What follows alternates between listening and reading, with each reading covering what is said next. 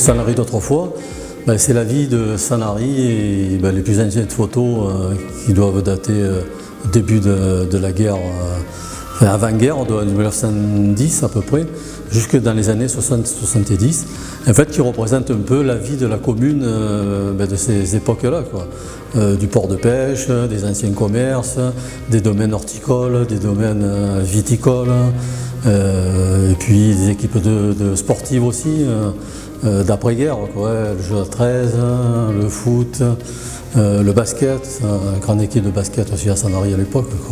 Il y a des panneaux qui sont consacrés à l'abbé Galy, qui avait construit la cité de la jeunesse, qui est devenue le théâtre Galy, et notamment sur une photo, on voit la pose officielle de la première pierre, donc on peut dire du théâtre Galy.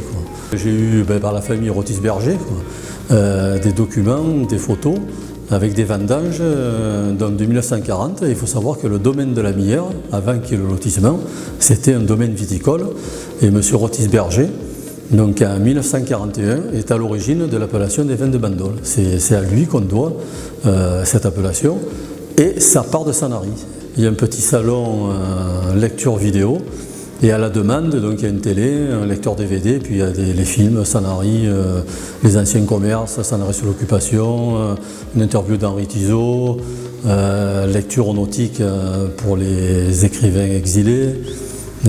Ça fait une douzaine de vidéos et aussi des petits films de 10 minutes.